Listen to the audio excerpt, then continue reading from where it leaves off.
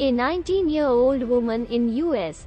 Iowa has been charged for allegedly scamming over 400 donors of $37,000, approximately 30.2 lakh rupees, by faking pancreatic cancer.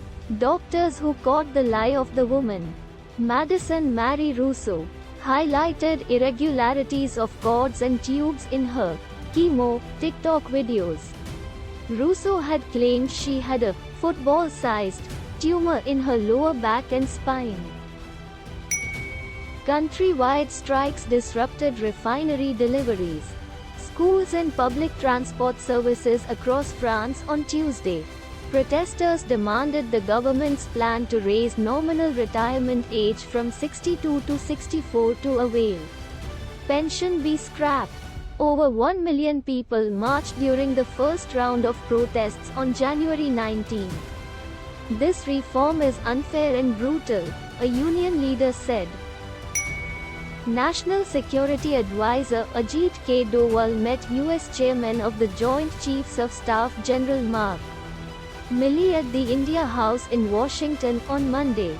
The Indian Embassy in the U.S. tweeted that the meeting saw fruitful discussion on various aspects of India-US bilateral cooperation.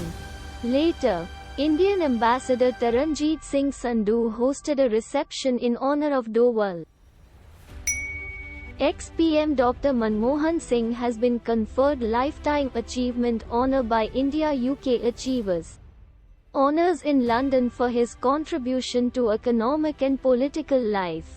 The honour will be handed over to him in New Delhi by the National Indian Students and Alumni Union, UK at a later date. "I am very touched by this gesture," Singh said in a written message. Ministry of External Affairs spokesperson Arindam Bagchi on Tuesday reacted to the suicide bomb attack at a mosque in Pakistan's Peshawar, which killed around 72 and left over 150 injured. "We strongly condemn this attack, which has taken the lives of so many people," he said. Rescue officials on Tuesday recovered the severed head of the suspected suicide bomber.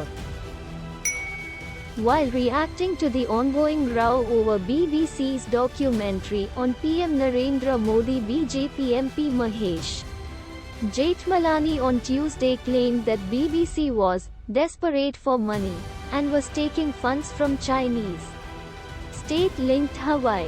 He further said that by taking funds, BBC is propagating China's agenda in a simple, cash for propaganda deal. BBC is up for sale, he added. U.S. President Joe Biden told the U.S. Congress that the two national emergencies for addressing COVID-19 will end on May 11 this year. This decision will formally restructure the government's response to the threat of COVID-19. The then-President Donald Trump had put in place the COVID-19 National Emergency and Public Health Emergency measures in 2020.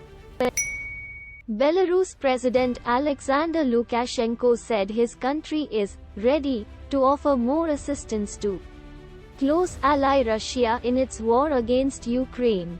However, he stressed that his Russian brothers do not need any help right now. Belarus allowed Russia to stage part of its invasion from its territory and has also been a launching pad for Russian missiles into Ukraine. At least 10 people were injured on Monday afternoon during a drive-by shooting in Florida. Police said a crowd of people were gathered along a residential street when a dark blue sedan slowed down and 4 people fired shots from the sedan's windows before the car sped away. Police added, investigators believe the shooting was a targeted attack. The Gauri Shankar Mandir in Canada's Brampton was defaced with anti-India graffiti. Condemning the incident, the Indian Consulate General in Toronto said, "The hateful act of vandalism has deeply hurt sentiments of the Indian community in Canada. We have raised our concerns on the matter with Canadian authorities. An investigation has been launched into the incident by Canadian authorities. Thailand plans to promote safe sex by distributing 9.5 crore free condoms to curb sexually transmitted diseases, STDs, and teen pregnancy. Starting February 1st, universal healthcare card holders will be eligible to receive 10 condoms a week for 1 year. Thailand has seen an increase in STDs, with syphilis and gonorrhea making up more than half of 2021 cases. An Iranian court has handed jail sentences of over 10 years to a couple who danced in front of Azadi Tower in Tehran, in a video seen as a symbol of defiance against the regime. Astiaz Haghighi and her fiancé Amir Muhammad Ahmadi, both in their early 20s, had been arrested in early November. Haghighi was seen without a headscarf.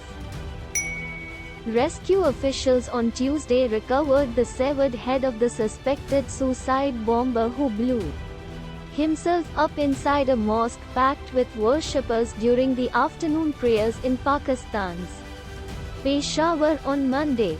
The suicide bomber, who was present in the front row, blew himself up, causing the roof to collapse on the worshippers, officials said.